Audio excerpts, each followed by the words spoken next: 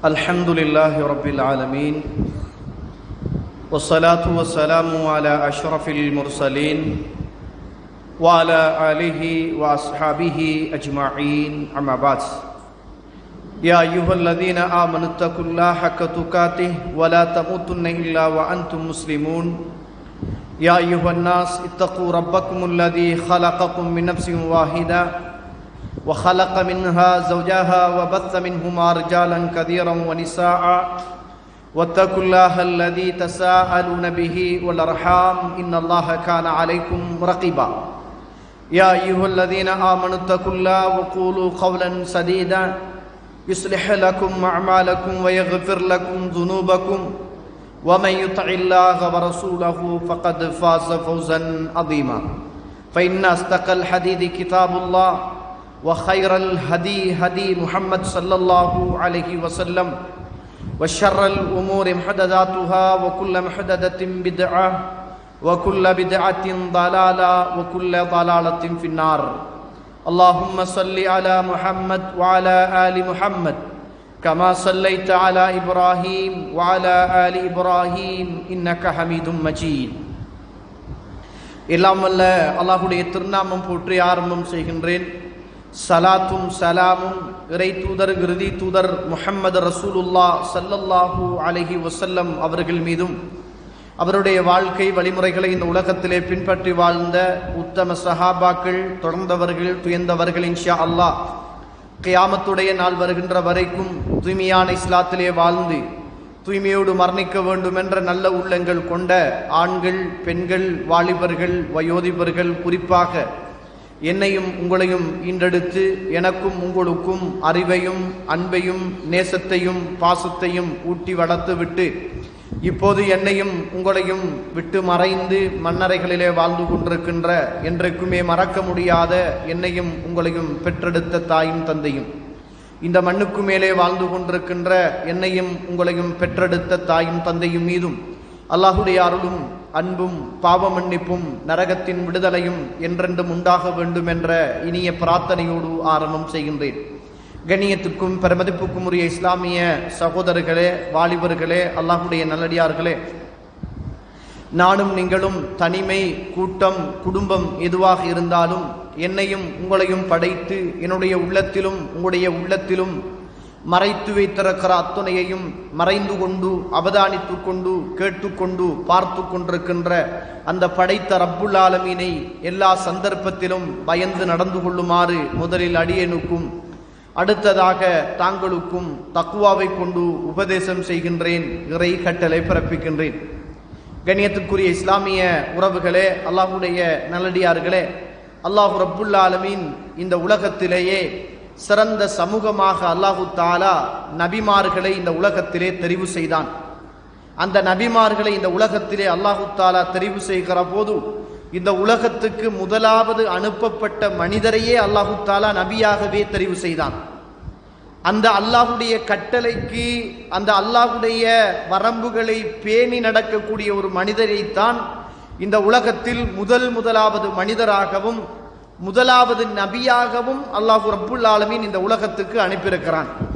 அல்லாஹு தாலா இந்த உலகத்தில் ஒரு நபியோடு மாத்திரம் சுருக்கி கொள்ளாமல் பல்லாயிரக்கணக்கான நபிமார்களை இந்த உலகத்திலே அல்லாஹு தாலா அனுப்பியிருக்கிறான். அந்த பல்லாயிரக்கணக்கான நபிமார்களிலே அல்லாஹு தாலா பல்லாயிரக்கணக்கான படிப்பினைகளை நமக்கு வைத்திருக்கிறான்.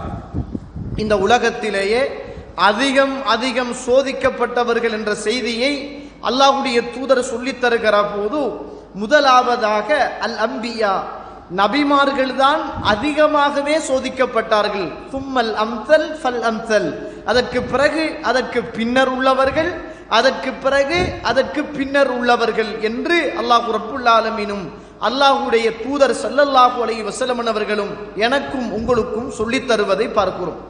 கணியத்துக்குரிய இஸ்லாமிய உறவுகளே, அல்லாஹ்வுடைய நல்லடியார்களே, ஒவ்வொரு காலங்கள் வருகிற போதும், ஒவ்வொரு சீசன்கள் வருகிற போதும், அந்தந்த காலத்துக்கும் அந்தந்த சீசனுக்கும் ஏற்றாப்போல் அந்தந்த நபிமார்களுடைய வரலாற்று செய்திகளை இந்த சமூகத்துக்கு நாம் படிப்பினையாக சொல்கிறோம்.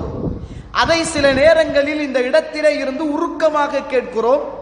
அப்படியே அந்த ஹுத்துபாவை முடித்துவிட்டு அப்படியே கலைந்து பாதணியை அணிந்து கொண்டு போகிற போது கேட்ட செய்திகள் எல்லாம் ஒரு காதால் கேட்டு மறு காதால் விட்டு விட்டு போகின்ற அளவுக்குத்தான் நம்முடைய ஈமானும் எண்ணமும் உறுதியும் நம்பிக்கையும் தியாகமும் நம்மிடத்தில் இருக்கிறது என்பதை இல்லாம ரஹிம் அல்லாஹ் அருள் செய்தவர்களை தவிர நாம் மறந்துவிடக் கூடாது. இந்த உலகத்திலே அல்லாஹ் ரப்புல் ஆலமீன் பல்லாயிரக்கணக்கான நபியை ஏன் அனுப்ப வேண்டும் என்று கேட்டு பாருங்கள். மனசோட நீங்க பேசுங்க.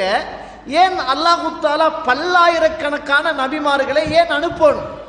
ஏன் அல்லாஹ் அவங்கள சோதனைகளுக்குள் ஆக்கணும்? அவங்கள சோதனைகளுக்குள் உள்ளாக்காமல் அல்லாஹ் தஆலா இவங்க நபிமார் தான் என்று சொல்லி இருக்கலாம் தானே?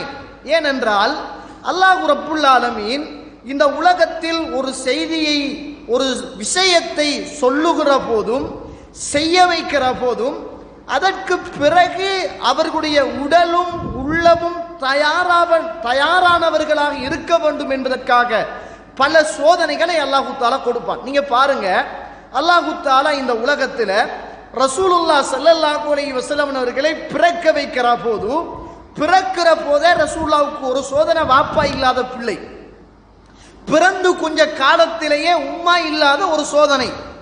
அப்ப உம்மாவும் இல்லை வாப்பாவும் இல்லை என்றால் அந்த பிள்ளை எவ்வளவு சோதிக்கப்படும் யோசிச்சு பாருங்க. இப்ப உங்களோட மகனுக்கு நீங்க மௌத்தா போய்த்தீங்க, உங்களோட மனைவியும் மௌத்தா போய்த்தாண்டா எப்படி இருக்கும் உங்களோட பிள்ளை? அதை நீங்க உங்களோட கண் முன்ன கொண்டு வந்து பாருங்க.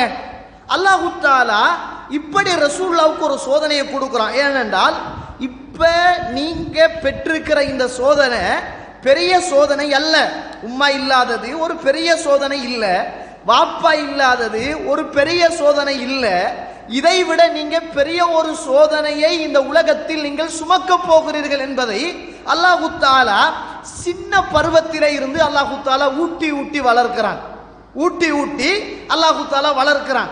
ரசூலுல்லாஹ் பிறந்த மண்ணை நேசிச்சு கொண்டு வாழ்றார்.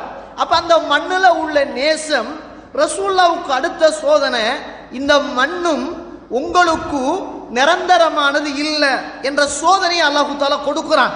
இப்படி அல்லாஹு தஆலா இந்த உலகத்துல இப்ராஹிம் அலைஹிஸ்ஸலாத்தை பாருங்க. நீங்க அவர் பிறக்கக்குள்ள, அவர் பிள்ளையாக இருக்கக்குள்ள அவர வாப்பாவை அல்லாஹ் சோதனை ஆக்கிட்டான். அவர வாப்பாவை அல்லாஹ் சோதனை ஆக்கிட்டான். ஊரவனை சோதனை ஆக்கினா அதற்கு வாப்பா ஆறுதலாக இருந்தா அந்த சோதனை பெரிய சோதனையாக இருக்காது. ஊரே நம்மளை ஆதரிக்கிற மாதிரி இருந்து ஊடு நம்மளை வெறுக்கிற மாதிரி இருந்தால் அதுதான் உலகத்தில் உள்ள சோதனையிலேயே பெரிய சோதனை. அல்லாஹு தஆலா இப்ராஹிம் அலைஹிஸ்ஸலாம் அவங்கட வாப்பாவுக்கு பிள்ளையாக இருக்கிற நேரம் வாப்பாவை அல்லாஹ் சோதனையாக ஆக்குறான். சோதனையாக்கிய அல்லாஹ் இப்ராஹிம் அலைஹிஸ்ஸலாத்துக்கு பிள்ளை கிடைத்து அவர் வாப்பாவான போது அல்லாஹ் அந்த பிள்ளைய, அவருக்கு கிடைத்த பிள்ளையை அல்லாஹ் ஹலாலான சோதனையாக ஆக்குறான். என்ன வாழ்க்கை என்று யோசிங்க. அவர் பிறந்து பிள்ளையாக இருக்கிற நேரம் வாப்பாவால சோதனை. அவர் ஒரு பிள்ளைய அல்லாஹ் கிட்ட கேட்டு ரப்பி ஹப்லி மினஸ் சாலிஹீன், எனக்கு சாலிஹான பிள்ளையை தா அப்படி என்று கேட்டு நான் வளர்க்கிற மார்க்கத்தை, நான் கட்டி காக்கிற மார்க்கத்தை, நான் தியாகம் செய்கிற மார்க்கத்தை, என்ற வாப்பாவை எதிர்த்துட்டு வளர்த்த மார்க்கத்தை, என்ற ஊரையும் உறவுகளையும் வெறுத்து கொண்டு வளர்த்த இந்த மார்க்கத்தை, நான் சிலைகளை எல்லாம் உடைத்தெறிந்து விட்டு இந்த உலகத்தில் வளர்த்த மார்க்கத்தை, நான் நெருப்பில் வீசப்பட்ட போதும் இந்த மார்க்கத்தை விட்டு கொடுக்காமல் வளர்த்த இந்த மார்க்கத்தை உடைத்தெறிகின்ற ஒரு பிள்ளையாக இல்லாமல் அந்த மார்க்கத்தை கட்டி காக்குகின்ற ஒரு பிள்ளையாக எனக்கு நீ தர வேண்டும்.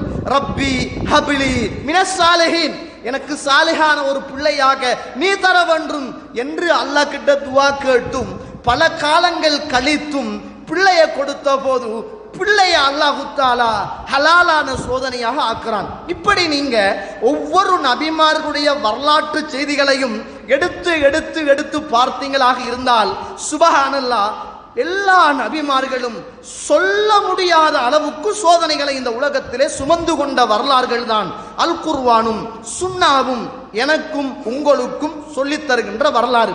நான் சும்மா கேட்கிறேன், நம்ம இத்துணை வருஷத்துக்கும் எத்தனையோ ஹஜ்ஜு பெருநாளை கொண்டாடி இருக்கிறோம். எவ்வளவோ நாங்கள் காலமாக சிறு பிள்ளையில் இருந்து இஸ்மாயில் அலைஹிஸ்ஸலாம், இப்ராஹிம் அலைஹிஸ்ஸலாம் அறுக்க கொண்டு போனது, அறுத்தது, இந்த வரலாறெல்லாம் கேட்டிருக்கிறோம். கேட்டு புளித்து போன வரலாறுகள் என்று சொல்லுகின்ற அளவுக்கு மௌலைமார்களை விடவும் தெளிவாகவும் அழகாகவும் ஆணிவேராக அக்குவேராக பேசுகிற அளவுக்கு எங்களுக்கு அந்த வரலாறு தெரியும் என்று சொல்லுகின்ற அளவுக்கு மனசுல அவ்வளவு கெட்டியாக உள்ளத்தில இருக்கிறது. இத்துணை வருஷத்திலையும் நான் சும்மா கேட்கிறேன், இவ்வளவு காலமும் இந்த கேட்ட வரலாற கொஞ்சம் குர்ஆனில படிச்சு பார்ப்போம் என்று அல்லாஹ் தஆலா குர்ஆனிலையும் ஒரு சூறாவை இறக்கி வைத்திருக்கிறான்.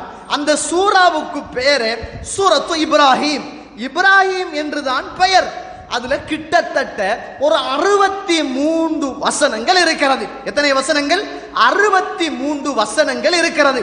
இந்த 63 வசனங்களை 63 வயசாகிட்டு இதுவரைக்கும் நம்ம என்ன அந்த சூரா என்று நம்ம படிக்கல, என்ன அந்த சூறாவுடைய விளக்கம் அப்படி என்று படிக்கல. இன்னும் நம்ம அதை இல்லாம ரஹிமல்லா நம்மட பள்ளி வாசல்ல அந்த சூறாவை பற்றிய தஃப்சீரை இந்த சமூகத்துக்கு படித்து கொடுக்கல. இன்னும் நாம் அந்த சூறாவை படிக்க வேண்டும் என்று அல்லாஹ் அருள் செய்தவர்களை தவிர படிக்கல. நான் கேட்கிறேன், வரலாறு கேட்கிறோம், அதை மனதார ஏற்றுக்கொள்கிறோம், அப்படியே வெளியில போகிறோம், மறந்து விடுகிறோம். அல்லாஹ் தஆலா இந்த உலகத்துல இப்ராஹிம் அலைஹிஸ்ஸலாத்தை அவருக்கு ஒரு செய்தி ஒன்று மனசுல உதயமாகுது. என்ன உதயமாகுது என்றால், இந்த ஈமான் அல்லாஹ் எப்படி படிச்சு கொடுக்காம பாருங்க. நம்ம எல்லாம் மறந்த அடிச்சுவடுகள் இவைகள். அல்லாஹ் தஆலா எப்படி படிச்சு கொடுக்கிறான், இப்ராஹிம் அலைஹிஸ்ஸலாம் எப்படி படிக்கிறாருன்னு பாருங்க. இந்த ஈமான் என்பது, இஸ்லாம் என்பது இந்த பயான் கேட்டு வார ஒரு விஷயம் அல்ல, அதை புரிஞ்சுக்கொள்ளணும். இந்த ஈமான் என்பது, இஸ்லாம் என்பது படித்து வருகின்ற விஷயம். எவ்வளவு தூரம் படிக்கிறோமோ அவ்வளவு தூரம் தியாகம் வரும். எவ்வளவு தூரம் தியாகம் செய்கிறோமோ அவ்வளவு தூரம் உள்ளத்துல ஈமான் ஸ்ட்ராங்காக இருக்கும்.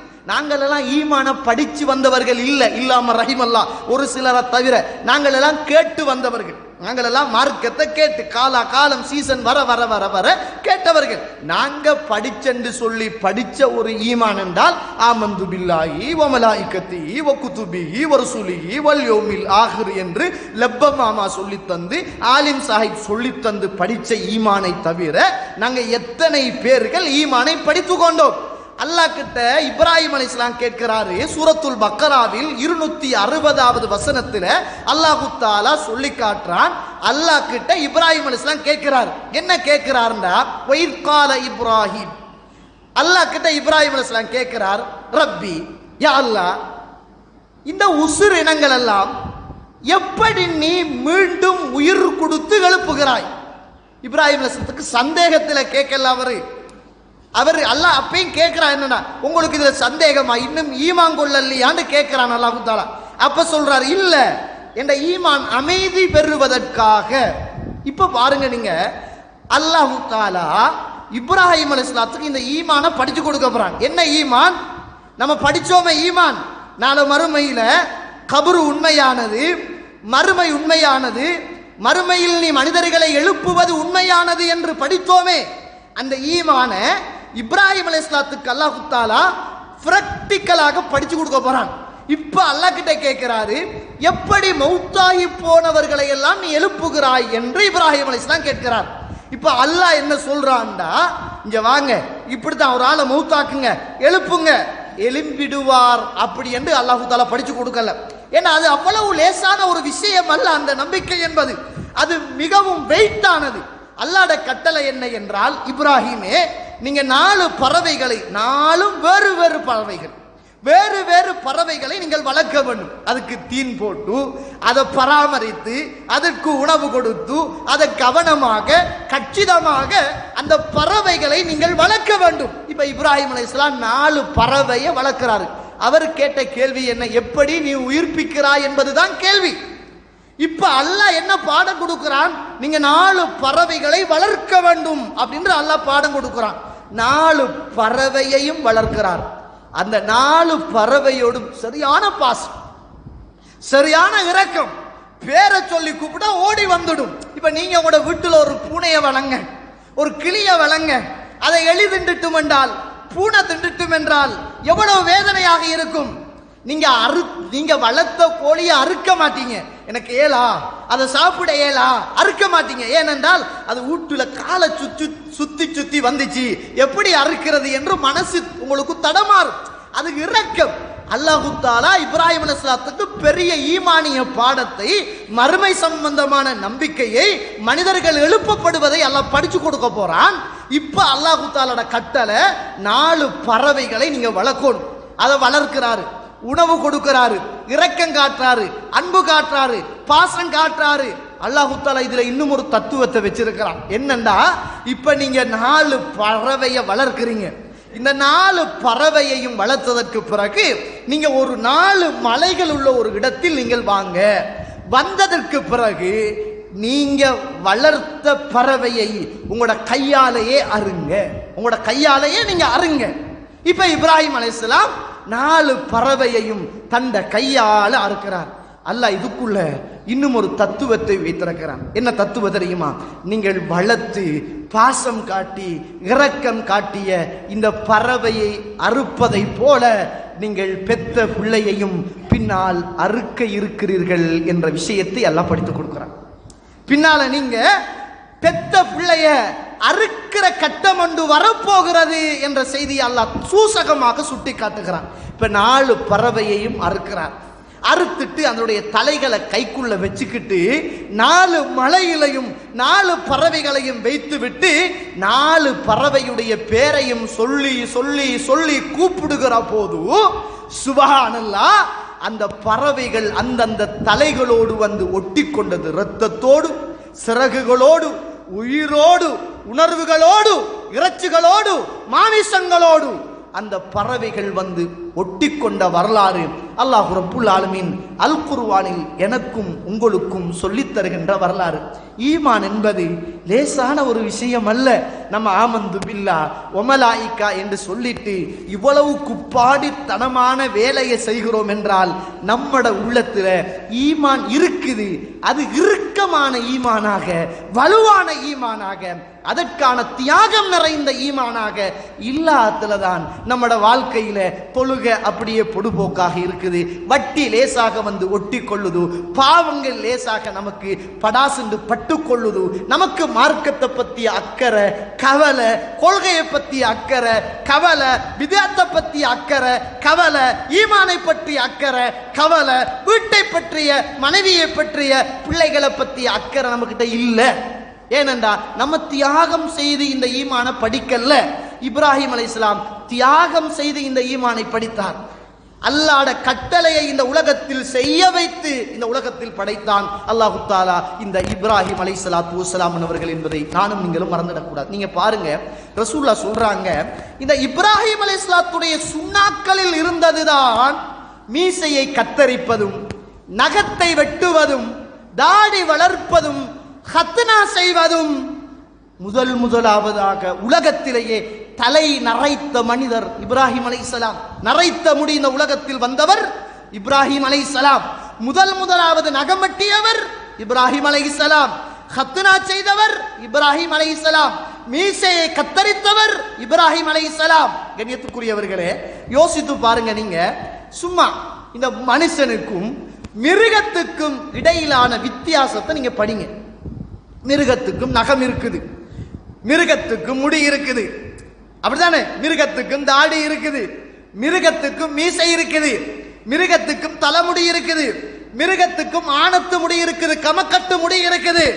இப்ப இப்ராஹிம் அலைஹிஸ்ஸலாம் இந்த சுன்னாவை இந்த சமூகத்துக்கு அடையாளப்படுத்தவில்லை என்றால் மனிதனும் மிருகமும் ஒன்றாக இருந்திருப்பார்கள். மனிதனும் மிருகமும் ஒன்றாக இருந்திருப்பார்கள்.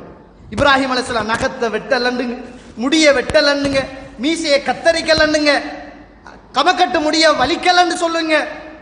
ஆனால் இந்த சுன்னாவை நாம் எங்கிருந்து படிக்கிறோம் என்றால் இப்ராஹிம் சத்துடைய அவருடைய அடிச்சுவடில் இருந்து நாம் படிக்கிறோம். அதனால்தான் ரசூலுல்லாஹ் சொல்றாங்க, எனக்கு நேத்து இரவு ஒரு பிள்ளை கிடைத்தது. எனக்கு நேத்து இரவு ஒரு பிள்ளை கிடைத்தது. இன்னி சம்மைத்துஹு இப்ராஹிம். அந்த பிள்ளைக்கு நான் இப்ராஹிம் என்று நான் பேர் வைத்தேன். சுப்ஹானல்லாஹ். என்ற பிள்ளைக்கு நான் இப்ராஹிம் என்று நான் பேர் வைத்தேன் என்றா என்ன அர்த்தம் சொல்லுங்க? அந்த இப்ராஹிம் சத்துடைய ஞாபகம். எந்த இப்ராஹிம் அலைஹிஸ்ஸலாம்? இந்த உலகத்துல நகம் வெட்டி காட்டி, முடிவெட்டி காட்டி, பறவைகளை அறுத்து காட்டி, ஈமானை ஸ்ட்ராங் படுத்தி காட்டி, தந்த மகனை அறுப்பதற்கு துணிந்த அந்த இப்ராஹிம் அலைஹிஸ்ஸலாத்துடைய ஞாபகம் தான் தந்த மகனுக்கு இப்ராஹிம் என்று பேர் வைப்பதற்கு அந்த உணர்வு வந்த செய்தியை ரசூலுல்லாஹ் ஸல்லல்லாஹு அலைஹி வஸல்லம் அவர்கள் சொல்லித் தருவதை பார்க்கிறோம். கண்ணியத்துக்குரிய இஸ்லாமிய உறவுகளே, அல்லாஹ்வுடைய நல்லடியார்களே, இப்படியான சில சுன்னாக்களை இப்ராஹிம் அலைஹிஸ்ஸலாத்துடைய வாழ்க்கையில் இருந்து நாம் படித்துக் கொள்கிறோம். நீங்க பாருங்க, இப்ராஹிம் அலைஹிஸ்ஸலாம் இந்த உலகத்துல இவ்வளவு தியாகத்தை செஞ்சிட்டு, அப்படித்தானே, இவ்வளவு தியாகத்தை செஞ்சிட்டு இப்ப அல்லாஹ்ட கட்டளை மகனார அறுக்கணும்ன்ற கட்டளை. இப்ப பறவை அறுக்க வச்சு அல்லாஹ் தஆலா ஒரு எக்ஸாமை பாஸ் பண்ண வச்சுட்டான். அடுத்தது இது சும்மா கனவல்ல.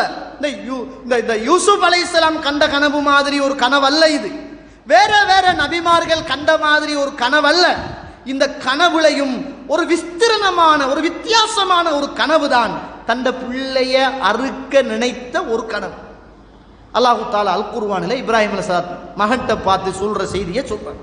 உங்களுக்கு தெரிந்த செய்தி, வரலாறு சொல்ல வரல, அதுல உள்ள படிப்பினையை மட்டும் பாருங்க. இன்னி அரா ஃபில் மனாமி அன்னி அஸ்பஹுக ஃபன்துர் மாதா தரா. இப்ராஹிம் அலைஹிஸ்ஸலாம் ஒரு கனவுல தான் காண்றார். இந்த கனவு காண்றதுக்கு முதல் இப்ராஹிம் அலைஹிஸ்ஸலாத்துடைய வாழ்க்கைக்கு நீங்க போகணும். அவருக்கு பிள்ளை இல்லை, மனைவிக்கும் பிள்ளை இல்லை. மனைவிக்கும் அவருக்கும் பிள்ளை இல்லாதால அவங்க தொடர்ந்து அல்லாஹ் கிட்ட கேட்டுக்கிட்டு இருக்கிறாங்க. வயசு போன காலத்துல ஒரு பிள்ளை கிடைக்குது. அந்த நேரத்துல வானவர் வந்து குழந்தை கிடைக்கும் என்று சொன்ன போது மனைவி சிரிச்சுக்கிட்டு சொல்றா, எனக்கு எங்க குழந்தை கிடைக்க போது, வயசு போயிட்டு சொல்றா. அப்ப நம்பிக்கை இழந்த காலத்தில் இறைவன் ஒரு குழந்தையை கொடுக்கிறான். அவர் கேட்டது என்ன என்றால், நான் விட்டு சென்ற இந்த அடிச்சுவடை பின்பற்றுகின்ற ஒரு பிள்ளை, சாலிஹான பிள்ளை. நான் கேட்கிறேன், இவ்வளவு காலமும் நீங்க உங்களோட பிள்ளைக்கு புத்தி சொல்ற நேரம் என்ன சொல்லுவீங்க? மகன், உன்னோட வாப்பா ஒரு டீச்சர், நான் ஸ்கூல்ல படிச்சு கொடுக்குறேன், என் பிள்ளைகள் என்ன சுத்தி 1000 பிள்ளைகள் இருக்கிறாங்க, எனக்கிட்ட படிச்ச நிறைய பிள்ளைகள் டாக்டர்ஸ் ஆயிட்டு, இன்ஜினியர் ஆயிட்டு, லோயர் ஆயிட்டு, நிறைய பேர் எனக்கிட்ட படிச்சவனுங்கள். மகன், நீ படிச்சு பாஸ் பண்ணலண்டா, நீ படிச்சு பாஸ் பண்ணலண்டா, எனக்கு இந்த ஸ்கூல்ல படிச்சு கொடுக்கறதுல எனக்கு வெக்கம். அவர சொந்த பிள்ளையே படிக்க வைக்கல அப்படின்னு ஊரு கதைக்கும் உலகம் கதைக்கும் என்ற வெக்கம் நம்ம பிள்ளைக்கு அப்படிதான் புத்தி சொல்ற. உமாவும் அப்படிதான் சொல்ற, உண்ட வாப்பா பாரு அந்த ஆபீஸ்ல வேலை, இந்த ஆபீஸ்ல வேலை, உண்ட வாப்பா இந்த ஸ்கூல்ல வேலை, உண்ட வாப்பா அப்படி இருக்கிறாரு, உண்ட உம்மா இப்படி இருக்கிறார். இதைத்தான் நம்ம சொல்றோம். இப்ராஹிம் அலைஹிஸ்ஸலாம் அந்த ஆபீஸ் இந்த ஆபீஸ் அந்த தியாகம் அல்ல. அவர் அல்லாஹ் கிட்ட கேட்ட போது, நான் எந்த கொள்கையில் இருக்கிறேனோ, எந்த ஈமானை வளர்த்தேனோ, எந்த இஸ்லாத்தை கட்டி காத்தேனோ, அந்த இஸ்லாத்தை பாதுகாக்குகின்ற பிள்ளையாக எனக்கு ஒரு பிள்ளையை நீ தர வேண்டும் என்றுதான் அல்லாஹ் கிட்ட கேட்டார். நம்ம பிள்ளை கிட்ட எப்பயாவது, மகன், உண்ட வாப்பா பள்ளியோடு எவ்வளவு இரக்கம் பாரு, தவ்வாவோடு எவ்வளவு இரக்கம் பாரு, தவ்வாவுக்கு எவ்வளவு செலவழிக்கிற பாரு, இந்த தவ்வாவுக்காண்டி எவ்வளவு கஷ்டப்படுற பாரு, நான் மௌத்தாகினாலும் மகன் இந்த பள்ளியோடு இரக்கமாக இருக்கணும், நீ உழைப்பதில் நிறைய இந்த பள்ளிக்காக செலவழிக்கணும், தவ்வாவுக்காக செலவழிக்கணும், ஈமானுக்காக செலவழிக்கணும், இஸ்லாத்துக்காக செலவழிக்கணும், மக்களுக்காக கொடுக்கணும் மகனை என்று வாப்பா பிள்ளைக்கு புத்திமதி சொல்றதுக்கு தயார் இல்லை. உம்மா பிள்ளைக்கு புத்திமதி சொல்ல தயார் இல்லை. நம்ம சொல்ற புத்திமதிகள் எல்லாம் இந்த உலகளாவிய நோக்கத்தையும் லாபத்தையும் வைத்துத்தான் இன்றைக்கு பிள்ளைகளுக்கு புத்தி சொல்லிக் கொண்டிருக்கிறோம் என்பதை மறந்துவிடக் கூடாது. இப்ராஹிம் அலைஹிஸ்ஸலாம் அல்லாஹ் கிட்ட கேட்கிற நேரம், நான் கட்டி காத்த மார்க்கத்தை இடையில உடைச்சு விடுற பிள்ளையாக இல்லாம அதே மார்க்கத்தை இந்த உலகத்துல உருப்படுற பிள்ளையாக ஆக்கிடு. நீங்க பாருங்க, புகாரியில 3364வது செய்தியாக புகாரியில பதிவு செய்யப்பட்ட ஒரு செய்தி. ரசூலுல்லாஹி ஸல்லல்லாஹு அலைஹி வஸல்லம் சொல்றாங்க, இந்த உலகத்திலேயே முதலாவது இந்த இடுப்புக்கு பட்டி கட்டுகின்ற கலாச்சாரத்தை உருவாக்கியது ஹாஜர் அலைஹிஸ்ஸலாத்து வஸ்ஸலாம். ஹாஜர் அலைஹிஸ்ஸலாத்து வஸ்ஸலாம் முதலாவது இடுப்புக்கு பட்டி கட்ட ஆரம்பிச்ச அந்த ஸ்டைல் ஹாஜர் அலைஹிஸ்ஸலாத்து வஸ்ஸலாம் அவர்கள் உருவாக்கினாங்க. அபாயாக்கு மேல ஒரு பட்டி மாதிரி கட்டிக்குவாங்களே, அவங்க கட்டினது வேற, பெரிய பட்டி ஒன்று கட்டினாங்க. அவ அந்த பட்டியை கட்டிக்கிட்டு நடந்து போற போது அவட அந்த பாதணி சுவடு அழிபட்டு வார மாதிரி ஒரு பட்டியை கட்டி கொண்டார். ஏனென்றா சாரா அலைஹிஸ்ஸலாம் ஹாஜர் அலைஹிஸ்ஸலாம் எங்க போறாங்க என்று தெரியாமல் அடிச்சுவடை அழித்து விடுவதற்காக வேண்டி அந்த பட்டியை கட்டிக்கிட்டு நடந்தார். இந்த உலகத்திலேயே இவ்வளவு சிரமத்தோடு கஷ்டத்தோடு ஒரு பிள்ளையை கேட்டு பெற்று வளர்த்து கொஞ்சி குலாக வேண்டிய இந்த காலத்துல அல்லாஹ்ட கட்டளை தான் இன்றைக்கு இருக்கிற காபாவுல விட்டுட்டு வரணும் என்பது கட்டளை. போனவர் தான் வாப்பா, தெரியுமா உங்களுக்கு? வாப்பா போனவர் தான். நீங்க வாழ்க்கையில இவ்வளவு துவா கேட்டு ஆசையாக பெத்து வளர்த்த அந்த பிள்ளைய வாப்பா மகன் எவ்வளவு நாள் சந்திச்சிருப்பாங்கன்னு நினைக்கிறீங்க? எவ்வளவு நேரம் சந்திச்சிருப்பாங்கன்னு நினைக்கிறீங்க? வாழ்க்கையில இந்த ஹதீஸை மட்டும் படித்தாலே போதும், அல்லாஹு தஆலா இவங்களுக்குள்ள வைத்த அந்த அந்த அந்த உணர்வு ரீதியான சோதனையை நீங்கள் புரிந்து கொள்வீர்கள். இப்ராஹிம் அலைஹிஸ்ஸலாம் கொண்டு விட்டுட்டு போறாரு. ஹாஜர் அலைஹிஸ்ஸலாத்து வஸலாம் அவர்கள் அங்க இருக்கிறாங்க, கொஞ்சம் தண்ணியோடு இருக்கிறாங்க. இந்த வரலாறு தெரியும். சஃபாவுலையும் மர்வாவுலையும் ஏறுறாங்க. அப்பதான் இப்னு அப்பாஸ் இந்த செய்தியை சொல்லக்குள்ள 7 தடவை ஓடி ஏறினான். அப்ப இப்னு அப்பாஸ் கேட்கறாங்க, அல்லாஹ்வுடைய தூதரே, அப்ப இன்றைக்கு ஹாஜிகள் எல்லாம் இன்றைக்கு சஃபா மர்வாவுல 7 தடவை ஓடுறாங்களே, அவ ஓடினத்துக்காக வாண்டியா நம்மளும் ஓடணும்னு கேட்டாங்க. அப்ப ரசூலுல்லாஹ் சொன்னாங்க, ஆமாண்டாங்க. அவ உடுப்பை தூக்கி பிடிச்சிட்டு ஓடினான். அதுக்கு பிறகுதான் சம்சம் தண்ணி எல்லாம் என்ன அந்த இடத்துல வந்த வரலாறு நமக்கு தெரிஞ்ச வரலாறு, அது பெரிய வரலாறு, அதை சொல்லல நான். இந்த செய்தியோட இப்ராஹிம் அலைஹிஸ்ஸலாம் விட்டுட்டு போனவர் தண்ணி கிடைச்சதுக்கு பிறகு வாராரு. எப்படி வாராரு? மகனை அறுக்கிறதுக்கு வாராரு. வந்துதான் சொல்றாரு, இன்னி ஆராஃபல் ஃபில் மனாமி அன்னி அஸ்பஹுக ஃபதுர் மாதா தரா. விட்டுட்டு போனவர் பலஸ்தீனத்துல இருக்கிறாரு. பிறகு வாராரு. வந்து மகன்கிட்ட கேட்ட கேள்வி என்னன்னா, அறுக்கணும்.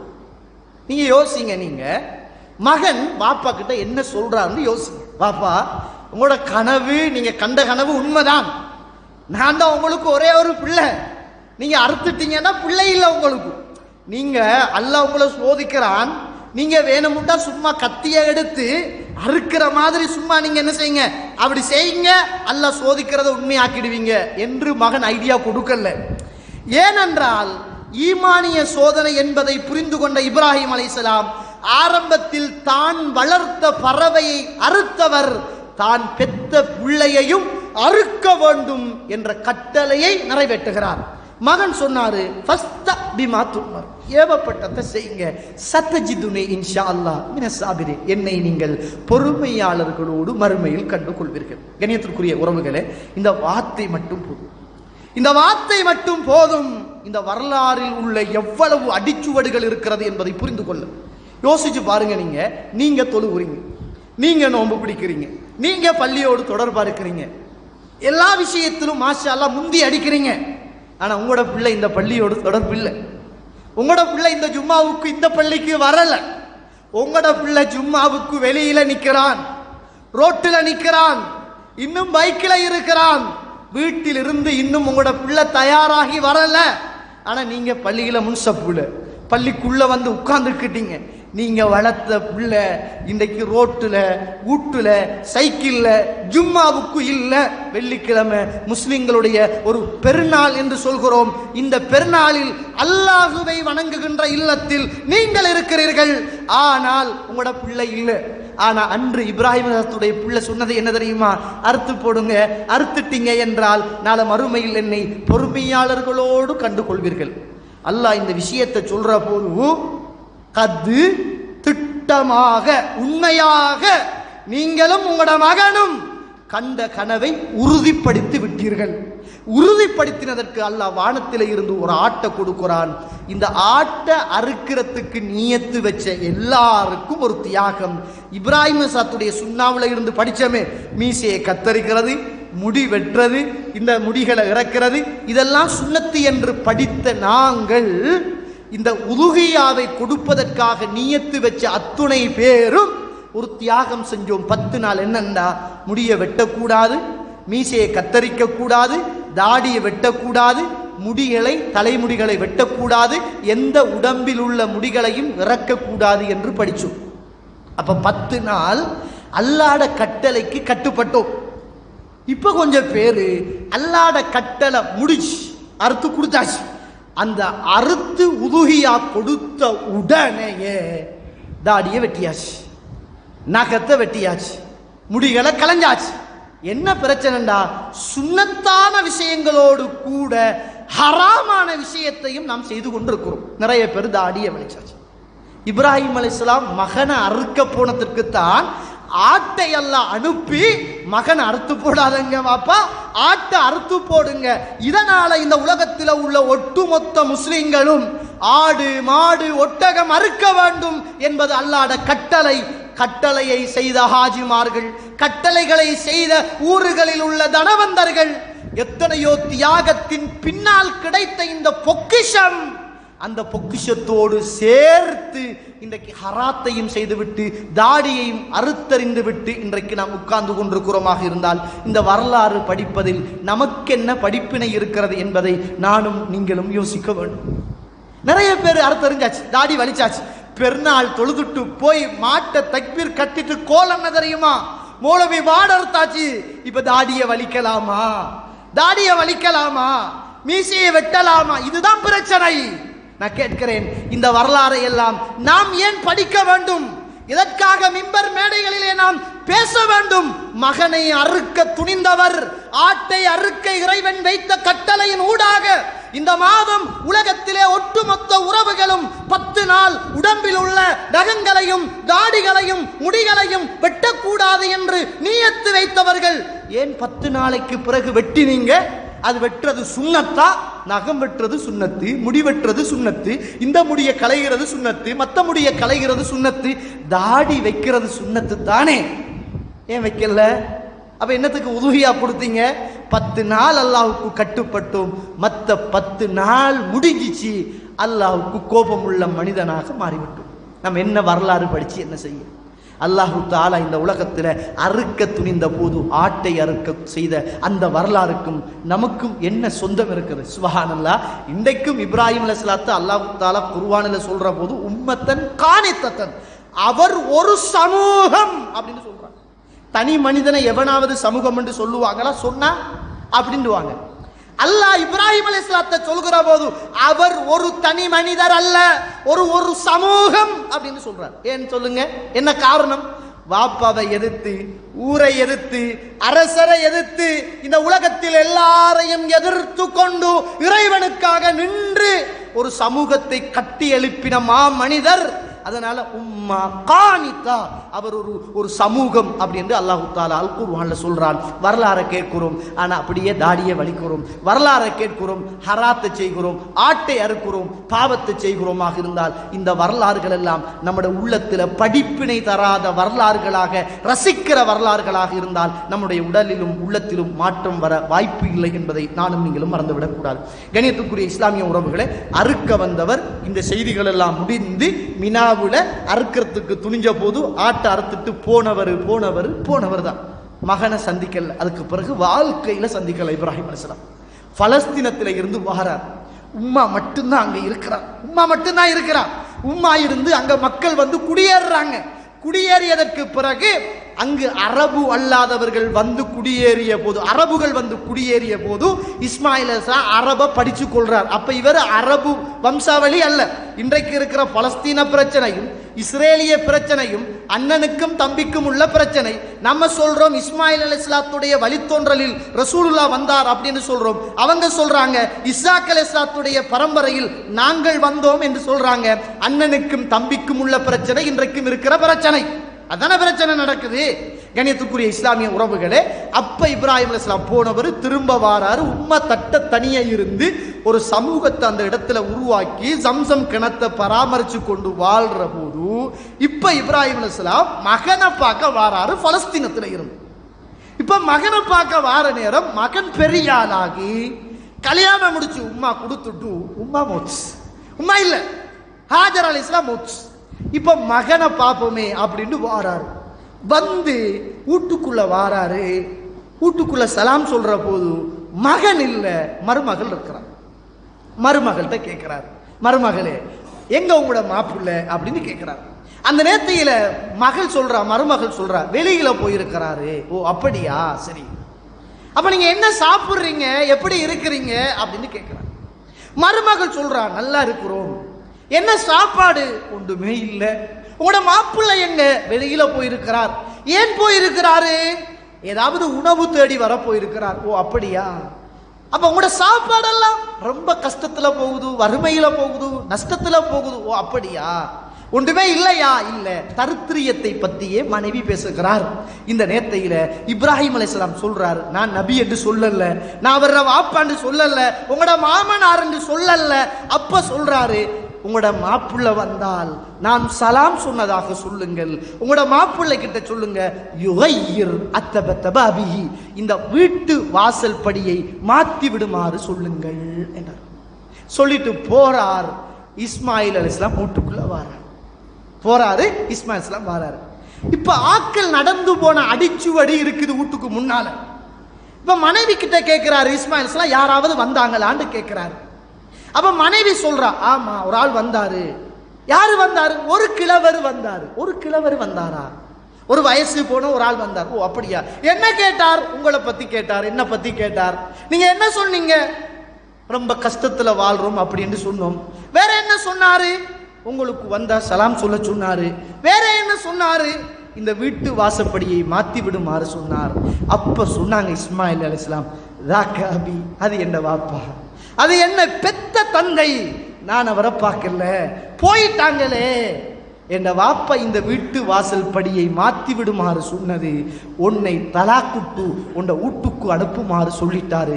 தயவு செய்து இதற்கு பிறகு என்னோடு நீ வாழாத, நீ போயிடு என்று தலாக் சொல்லி இஸ்மாயில் அலைஹிஸ்ஸலாத்து வஸ்ஸலாம் அவர்கள் அனுப்பிய வரலாறு புகாரியில பதிவு செய்யப்பட்ட வரலாறு. எப்பயும் நம்மட மனைவி கிட்ட திருப்தி உள்ள குணம் இருக்கணும். இதுல உள்ள வரலாறுல பெரிய வரலாறு என்ன தெரியுமா? படிப்புன நம்மட மனைவிக்கு அல்ஹம்துலில்லாஹ் சொல்ல கற்றுக் கொடுங்கள். என்ன சாப்பிட்டீங்கண்டா கொஞ்சமாக சாப்பிட்டாலும் நல்லா சாப்பிட்டோம் என்ற அந்த பண்பாடை சொல்லிக் கொடுங்க. கஷ்டத்தோடு வாழ்ந்தாலும் அல்லாஹ்வை புகழ்ந்து விக்ர் செய்து அல்லாஹ்வுக்கு நன்றி செலுத்தி மற்றவங்களோடு ஒப்பிட்டு பார்க்கிற போது நான் நல்லா வாழுகிறேன் என்று இறைவனுக்கு நன்றி சொல்லுகின்ற அந்த நல்ல குணத்தை வளர்க்க வேண்டிய ஒரு பெரிய படிப்பினையை இந்த வரலாறு இருந்து நாம் படிக்கும். எப்ப பார்த்தாலும் நம்மட மனைவிக்கு ஒன்றுமில்லை, உழைப்பில்லை, அது இது தொல்லை பிரச்சனை, காவி கோடு அங்க பிரச்சனை, இங்க பிரச்சனை, குடும்பத்துல பிரச்சனை, அடி புடி, ஊருக்கெல்லாம் பெரிய டீச்சர், பெரிய சேரு, பெரிய ஆக்கள் நல்லா இருக்கிறாங்க, இல்லாம ரஹிமல்லா நல்லவர்களை தவிர வீட்டுக்குள்ள ஆயிரம் முசீபத்து. என்னண்டா அங்க ஈமான் இல்ல, இஸ்லாம் இல்ல, தொழுகை இல்ல, திருப்தி இல்ல, பொருளாதாரத்துல மோகம். அதனால வீட்டுக்குள்ள ஒவ்வொரு நாளும் மாப்பிள்ளையோடு கோபம். இப்படிப்பட்ட வாழ்க்கையை இன்றைக்கு உறவுகள் வாழ்ந்து கொண்டிருக்கிறார்கள். தியாகம் கிடையாது. இப்ப 2 பேரும் பிரிஞ்சு இஸ்மாயில் அலைஹிஸ்ஸலாம் இன்னும் ஒரு கல்யாணம் முடிக்கிறார். முடிச்சு கொஞ்ச காலம் வாழ்றார். இப்ராஹிம் அலைஹிஸ்ஸலாம் திரும்ப வாரார். திரும்ப வந்து மருமகள்கிட்ட கேட்கிறாரு, அஸ்ஸலாமு அலைக்கும் அப்படின்னு சலாம் சொல்றாரு. வலைக்கும் அஸ்ஸலாம் அப்படின்னு மருமகள் சொல்றார். எங்க உங்களோட மாப்பிள்ளைன்னு கேட்கிறாரு. அப்ப சொல்றா, இந்த மாப்பிள்ளை இஸ்மாயில் அலைஹிஸ்ஸலாம் வெளியில போயிருக்கிறாங்க, எங்களுக்கு சாப்பாடு கொண்டு வரத்துக்கு அப்படின்னு. ஓ அப்படியா? என்ன சாப்பிடுறீங்க அப்படின்னு கேட்கிறாரு. நாங்க இறைச்சி சாப்பிடுறோம். வேற என்ன சாப்பிடுறீங்க? நாங்க தண்ணி குடிக்கிறோம் அப்படின்னாங்க. அந்த நேரத்தையில இப்ராஹிம் அலைஹிஸ்ஸலாத்து வஸ்ஸலாம் கையை உயர்த்தி வானலோகத்தை அப்படியே பார்த்து கேட்டார்கள், அல்லாஹும்ம பாரிக் லஹும் ஃபில் லஹ்மி வல் மா, யா அல்லாஹ் தண்ணியிலும் இறைச்சியிலும் நீ பரக்கத்து செய்வாயாக அப்படின்னு துஆ கேட்டாங்க. வந்ததுக்கு பிறகு உங்களோட மாப்பிள்ளை வந்ததுக்கு பிறகு நான் சலாம் சொன்னதாக சொல்லுங்கள் அப்படின்னு சொல்லிட்டு இப்ராஹிம் அலைஹிஸ்ஸலாம் போறார். இஸ்மாயில் அலைஹிஸ்ஸலாம் வாரார். சந்திக்கல. வந்தவர் வீட்டுக்குள்ள வந்து பார்க்கிறார், யாரோ வந்து போன மாதிரி இருக்குது. அப்ப கேட்கிறாரு, யாராவது வந்து போனாங்களான்னு கேட்கிறாரு. அப்ப சொல்றா மனைவி, ஆமா ஒரு ஆள் வந்துட்டு போனாரு. யாரு தெரியல. எப்படி இருப்பாரு? கண்ணியமான ஒரு தோட்டம், மிக பசுந்தான ஒரு மனிதர், நல்ல வக்காரத்தோடு இருந்தார். எனக்கு சலாம் சொன்னார், உங்களுக்கும் சலாம் சொல்ல சொன்னார். வேற என்ன சொன்னார்? இந்த வீட்டு வாசல் படியை மாத்தி விட வேண்டாம் என்று சொன்னார். அப்ப சொன்னாங்க இஸ்மாயில் அலைஹிஸ்ஸலாம், ராகாபி, அது என்ன வாப்பா, அது என்னுடைய வாப்பா, என்னை பெற்றவர். என் வாப்பாவை நான் பார்க்கலையே, என் வாப்பா போயிட்டாரே, இந்த வீட்டு வாசல் படியை மாத்தி விட வேண்டாம் என்று சொன்னது, உங்களை தலாக் விட்டு உங்களை அனுப்ப வேண்டாம் என்று என் வாப்பா உங்களோடையே வாழ சொல்லிட்டு போறார். என்ற செய்தியை இப்ராஹிம் அலைஹிஸ்ஸலாத்துடைய மகனார் இஸ்மாயில் அலைஹிஸ்ஸலாம் சொல்றாங்க. கண்ணியத்திற்குரிய இஸ்லாமிய உறவுகளே, திரும்ப போன இப்ராஹிம் அலைஹிஸ்ஸலாம் திரும்ப வாரார். வந்ததற்கு பிறகு மகனை பல வருஷம் கழிச்சு வாரார். மகன் இன்றைக்கு இருக்கிற ஜம்சம் கிணத்தடியில குந்திக்கிட்டு ஈட்டியை தீட்டிக்கிட்டு இருக்கிறார். அந்த நேரத்தில் தான் ரெண்டு பேரும் கட்டி அணைச்சி மிச்ச காலத்துக்கு பிறகு கண்ட உறவுகள் சந்தோஷப்பட்டு அதுக்கு பிறகுதான் காபாவை என்ன செய்யறாங்க, அஸ்திவாரத்தில் இருந்து கட்டினாங்க என்ற வரலாறு புகாரியில பார்ப்போம். கண்ணியத்துக்குரிய இஸ்லாமிய உறவுகளே, இதுல உள்ள படிப்பினை என்ன தெரியுமா?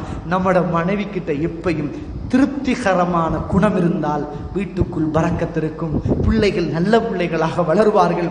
அந்த மனைவி மட்டும் ஒழுங்கான மனைவியாக இருந்தால் நமக்கு பிறந்த பிள்ளைகள் மார்க்கத்தோடு உள்ள பிள்ளைகளாக வளர்த்தெடுக்கிற பெரிய பொறுப்பை நம்மட மனைவி செய்வாள் என்பதுதான் இந்த வரலாறுகளின் ஊடாக நாம் படித்துக் கொள்ளுகின்ற வரலாறுகள் என்பதை நானும் நீங்களும் மறந்துவிடக்கூடாது. கண்ணியத்துக்குரிய இஸ்லாமிய உறவுகளே, அல்லாஹ்வுடைய நல்லடியார்களே, ரசூலுல்லாஹ் சொன்னாங்களே, நான் மிஅராஜுக்கு போனேன். அந்த நேரத்தில் இப்ராஹிம் காயிமுன் யுஸல்லி, இப்ராஹிம் அலைஹிஸ்ஸலாம் நின்று தொழுது கொண்டிருந்தார். நான் மிஅராஜுக்கு போனேன். அந்த இடத்துல இப்ராஹிம் அலைஹிஸ்ஸலாத்தை பார்த்தேன். அவர் எந்த அழகை ஒத்த ஒரு தோற்றமுடைய மனிதராக இருந்தார். இப்ராஹிம் அலைஹிஸ்ஸலாத்துக்கும் ரசூலுல்லாஹ்வுக்கும் கிட்டத்தட்ட தோற்றத்துல ஒண்ணு. முந்திய மனைவி சொன்னது என்ன தெரியுமா? ஒரு வாப்ப ஒரு ஜாதி கிழவன் வாக்குல வந்துட்டு போறான் அப்படின்னாங்க. இரண்டாவது மனைவி என்ன சொன்னா தெரியுமா? ஒரு கண்ணியமான ஒரு தோட்டத்தில் வந்து கொண்டிருந்தார் அந்த மனிதர். உங்களோட மனைவி எப்பையும் நீங்க சாலிஹான கணவனாக இருந்து, உங்களோட வாப்பா சாலிஹான மனிதராக இருந்து, உங்களோட வாப்பாவை உங்களோட மனைவி மதிக்கவில்லை என்றால், உங்களோட உம்மாவை உங்களோட மனைவி மதிக்கவில்லை என்றால், உங்களோட குடும்பத்தை உங்களோட மனைவி மதிக்கவில்லை என்றால், உங்களோட வாழ்க்கையில் நிம்மதியான வாழ்க்கையை நீங்கள் காண முடியாது, சந்தோஷமான வாழ்க்கையை காண முடியாது, ராகத்தான வாழ்க்கையை காண முடியாது, பரக்கத்தான வாழ்க்கையை உங்களோட வீட்டுக்குள்ள காண முடியாது. அவ பெரிய லோயராக இருப்பா, பெரிய டீச்சராக இருப்பா, பெரிய ஆபீஸ்ல வேலை செய்யற ஆளாக இருப்பா. மற்ற மனுஷனை, மார்க்கத்தோடு உள்ள ஒரு மனிதனை, மாமனார உறவுகளை மதிக்க தெரியாத பெருமை பிடிச்ச ஒரு பெண்ணாக இருந்தால் அந்த வீட்டுக்குள் நிம்மதியும் சந்தோஷமும் ராகத்தும் இருக்காது என்பதை இந்த வரலாறுகளின் ஊடாக நானும் நீங்களும் புரிந்து கொள்ள வேண்டும். உங்களோட மனைவி படிக்காத மனைவியாக, சாதாரண மனைவியாக, அல்லாஹ்வை பயந்த மனைவியாக, ஈமானுள்ள மனைவியாக, குர்ஆனுள்ள மனைவியாக, சுன்னா உள்ள மனைவியாக, என்ற கணவர் தஹஜ்ஜத்துக்கு எழும்ப வேண்டும் என்ற அவா உள்ள மனைவியாக இருந்து உங்களோட மாப்பு உங்களுக்கு சின்ன சின்ன வருமானம் இருந்தாலும் அந்த வருமானத்தில் 1000 பரக்கத்துக்களை அல்லாஹ் வைத்திருப்பான். படிக்காத மனைவி இடத்தில், அந்த அழகில்லாத மனைவி இடத்தில் உங்களுக்கு அன்பு இருக்கும், பண்பு இருக்கும், பாசம் இருக்கும், உடல் ரீதியான தேவைகள் நிறைவேற்றப்படும், உள ரீதியான சந்தோஷம் இருக்கும். அந்த குடும்பம் சாலிஹான குடும்பமாக மிளிரும் என்பது இந்த வரலாற்றிலிருந்து நானும் நீங்களும் படித்துக் கொள்ளுகின்ற வரலாறுகள் என்பதை நானும் நீங்களும் மறந்துடக்கூடாது. கண்ணியத்துக்குரிய இஸ்லாமிய உறவுகளே, இந்த வரலாறுகள் எல்லாம் இப்ராஹிம் அலைஹிஸ்ஸலாம் நமக்கு விட்டுட்டு போன அந்த அடிச்சுவடுகள் என்பதை ஒரு கணம் படிச்சு பாருங்க, புரிஞ்சு பாருங்க. குறைந்தபட்சம் இந்த இப்ராஹிம் அலைஹிஸ்ஸலாத்துடைய சூரா 66 வசனங்களையாவது வாசிச்சு பாருங்கள். எவ்வளவு ஈமானிய தத்துவங்களை எல்லாம் இந்த வசனங்கள் எனக்கும் உங்களுக்கும் போதித்திருக்கிறது என்பதை நானும் நீங்களும் படித்துக் கொள்ளலாம் என்பதை மறந்துவிடக்கூடாது. அன்றைக்கு இப்ராஹிம் அலைஹிஸ்ஸலாம் மிஅராஜில நின்றுட்டு தொழுது கொண்டிருந்த ரசூலுல்லாஹ் கண்டாங்க. இன்றைக்கும் எப்படி தொழுகையில ஒவ்வொரு மனிதன் சூரத்துல் ஃபாத்தியாவை ஓதுவது கடமையோ, அதே போன்று கடைசி அத்தஹியாத்துல அல்லாஹும்ம ஸல்லி அலா முஹம்மதின் வ அலா ஆலி முஹம்மதின் கமா ஸல்லைத அலா இப்ராஹீம வ அலா ஆலி இப்ராஹீம இன்னக ஹமீதும் மஜீத் என்று இன்றைக்கும் அல்ல, உலகம் அழிகிற வரைக்கும், உலகத்தில் தொழுகின்ற மனிதர்கள் இருக்கிற வரைக்கும் அந்த சலவாத்தோடு சேர்த்து அவருடைய பெயரும் இன்றைக்கும் உச்சரிக்கப்படுகின்ற அளவுக்கு அந்த வரலாற்று சின்னங்கள் பதியப்பட்டிருக்கிறது என்பதை நானும் நீங்களும் மறந்துவிடக்கூடாது. எனவே கண்ணியத்துக்குரிய இஸ்லாமிய உறவுகளே, அல்லாஹ்வுடைய நல்லடியார்களே, இந்த வரலாறு எல்லாமே ஹஜ்ஜுக்கு முதல் கேட்டோம். அந்த வரலாறுல உள்ள மிஞ்சி போன பகுதிகளை நானும் நீங்களும் கடைப்பிடிக்க மறந்து விட்டோம் என்பதை புரிந்து தெரிந்து இந்த உலகத்தில் நல்லவர்களாக வாழ்ந்து மரணிப்பதற்கு வல்லவன் ரஹ்மான் எனக்கும் உங்களுக்கும் துணை செய்வானாக. வஆகிரு தஅவானா அல்ஹம்துலில்லாஹி ரப்பில் ஆலமீன்.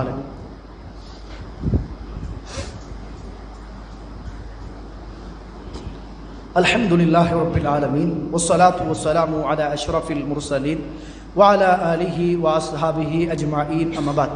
கணியத்துக்குரிய இஸ்லாமிய உறவுகளே, அல்லாஹுடைய நல்லடியார்களே, இந்த இருக்கிற குர்ஆன் அவ்வளவத்தையும் 6666 வசனங்களையும் நீங்கள் படித்தால் இந்த வசனங்களுக்குள்ள எல்லாத்துக்குள்ளேயும் 2 இடத்துல தான் 2 நபிமார்களுடைய பேரை சொல்லி அல்லாஹ் முன்மாதிரி இருக்குது அப்படின்னு சொல்றான். அதுல ஒன்று சூரத்துல் மும்தஹினா 4வது வசனம், கத் கானத் லக்கும் உஸ்வத்துன் ஹஸனா ஃபீ இப்ராஹிம்.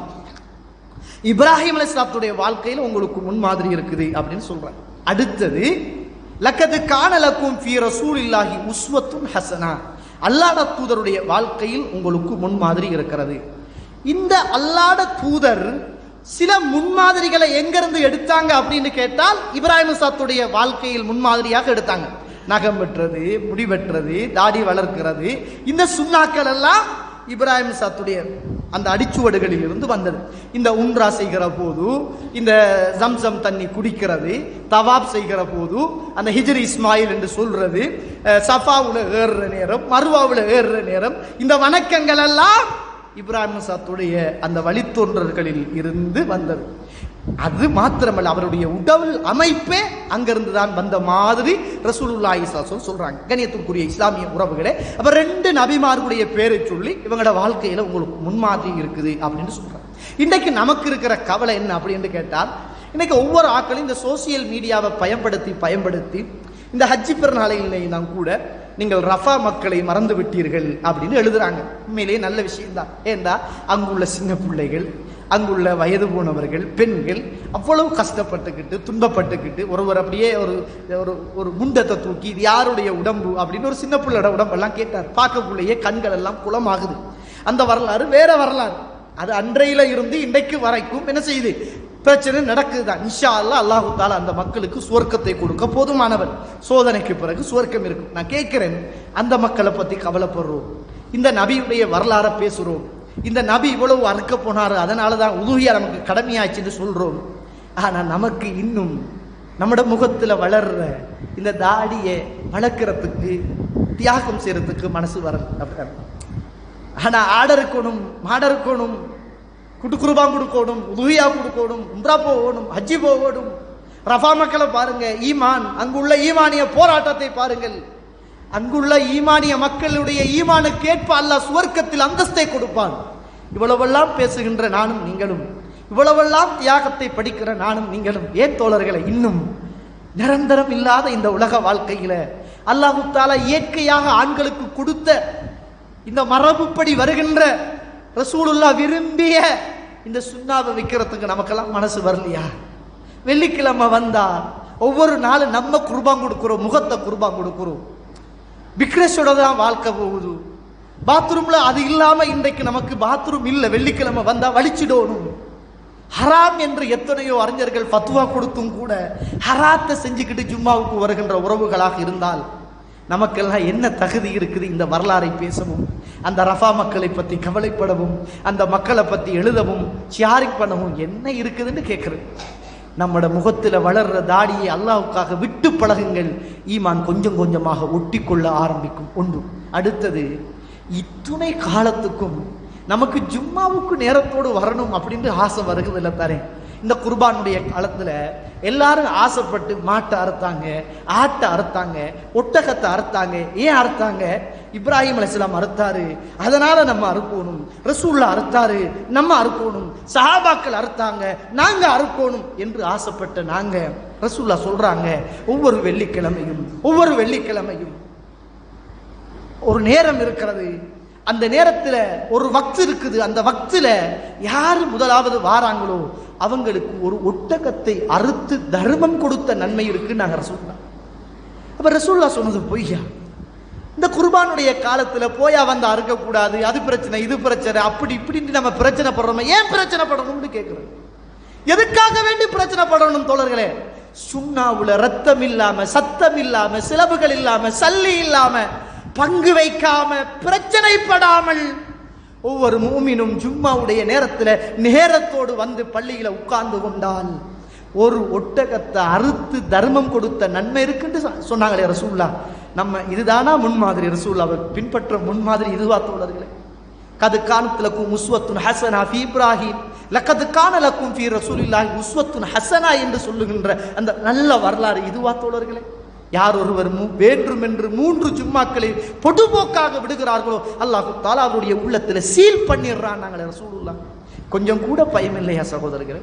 நேரத்தோடு வரணும், குர்ஆன் ஓதணும், ஸலவாத் ஓதணும், துஆ கேட்கணும், ரஃபா மக்களுக்காக துஆ கேட்கணும், தியாகத்தை படிச்சிருக்கிறோம், தியாக திருநாளை கொண்டாடி இருக்கிறோம்.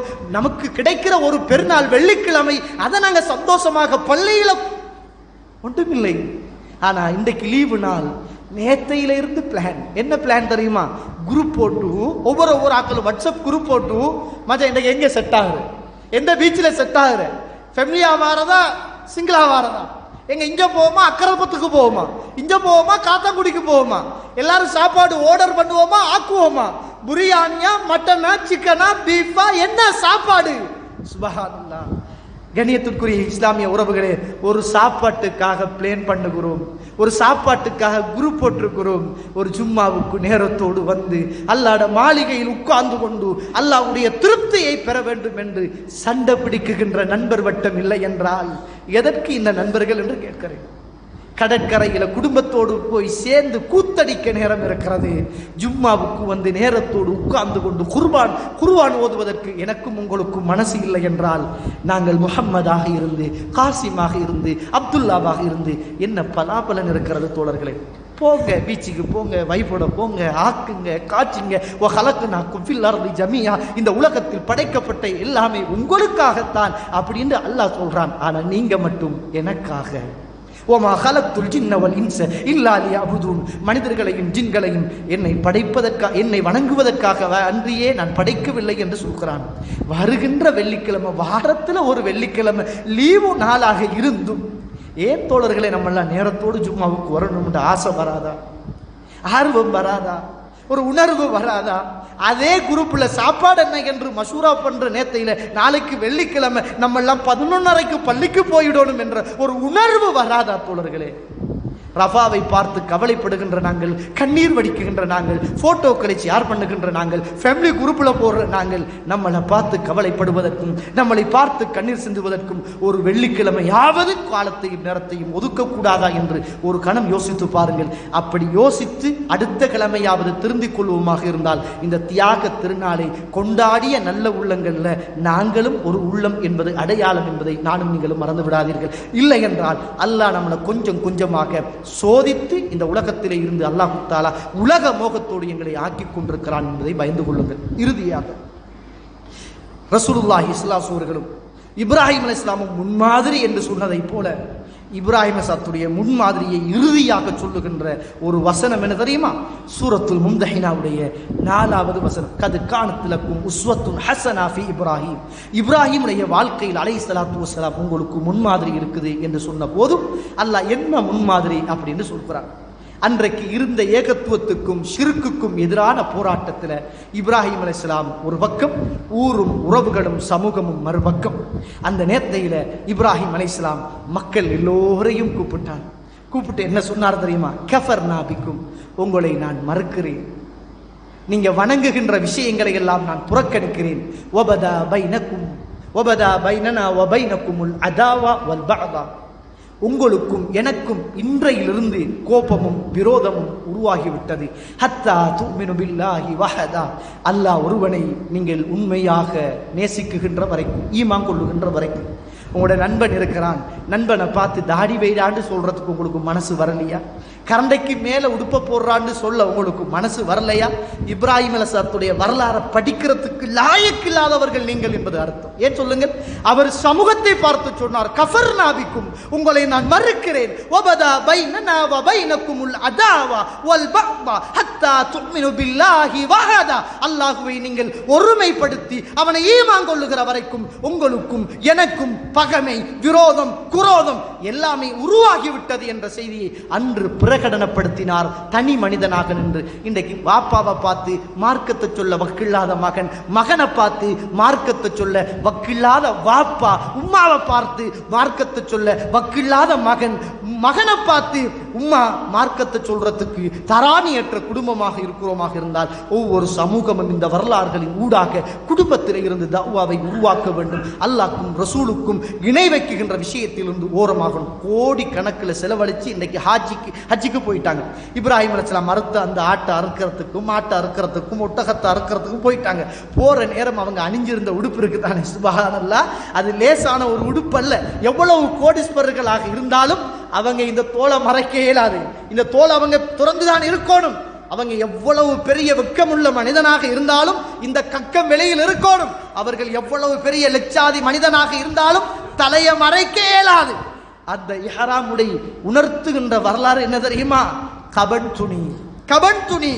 அந்த கபன் துணியை உடுத்துக்கிட்டு கோடீஸ்வரனாக பெரிய பெரிய ஏசி ரூம்ல வாழ்ந்தவர்கள் எல்லாம் இன்றைக்கு அரஃபா பெரும் மைதானத்தில் வெட்ட வெளியில நெலும்பு கடியில வெயிலில் சூட்டுல கிடந்தாங்க. ஏன் சொல்லுங்க?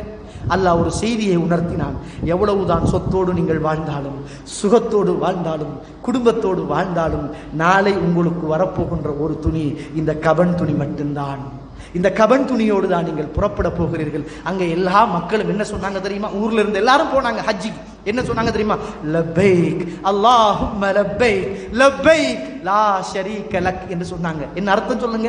யா அல்லாஹ், வந்துட்டேன் யா அல்லாஹ், கட்டுப்பட்டுட்டேன் யா அல்லாஹ். ஊர்ல இவ்வளவு நாளும் கபர் இருந்துச்சு, அதுக்கு போனேன். ஊர்ல இவ்வளவு நாளும் தேவையில்லாத கந்தூரி இருந்துச்சு, அதுக்கு போனேன். ஊர்ல இவ்வளவு நாளும் விதியாத்து நடந்துச்சு, அதுக்கு போனேன். இப்ப எல்லாத்தையும் முட்டுட்டேன் யா அல்லாஹ். இந்த காபாவுல யா அல்லாஹ் இந்த விதியாத்தான ஷிர்கான காரியம் எதுவுமே கிடையாது யா அல்லாஹ். எல்லாத்தையும் விட்டுட்டு உன்னை வணங்குறதுக்காக வந்துட்டேன் என்று கோடி கணக்கில் கொடுத்து செலவழிச்சிட்டு போனவங்க திரும்பவும் வந்து அதை மீண்டும் செய்வார்களாக இருந்தால் செலவழித்ததில் எந்த ஃபாயிதாவும் கிடையாது என்பதை நானும் நீங்களும் புரிந்து கொள்ள வேண்டும். வல்லவன் ரஹ்மான் இந்த காலத்தில் இந்த வரலாறுகளை எல்லாம் படிக்கிற போது விட்டு போன அந்த அடிச்சுவடுகளை நானும் நீங்களும் மனசார ஏற்று இந்த உலகத்தில் நல்லவர்களாக வாழ்ந்து அதில் கிடைக்கிற வரலாறுகளில் கிடைக்கிற படிப்பினையை எடுத்து இந்த உலகத்தில் அமுல்படுத்தி நல்லவர்களாக வாழ்ந்து மரணிப்பதற்கும் நாளை மறுமையில் இப்ராஹிம் அலைஹிஸ்ஸலாத்து வஸ்ஸலாம், இஸ்மாயில் அலைஹிஸ்ஸலாத்து வஸ்ஸலாம், ரசூலுல்லாஹ் ஸல்லல்லாஹு அலைஹி வஸல்லம் அவர்களோடு ஒன்றாக சுவர்க்கத்தில் வாழுகின்ற அந்த உயர்ந்த பாக்கியத்தை வல்லவன் ரஹ்மான் எனக்கும் உங்களுக்கும், என்னை பெற்ற உங்களை பெற்ற தாய் தந்தை எல்லோருக்கும் அல்லாஹ் தஆலா தந்து அருள் புரிவானாக. வாஹிரு தஅவானா அனில் ஹம்துலில்லாஹி ரப்பில் ஆலமீன்.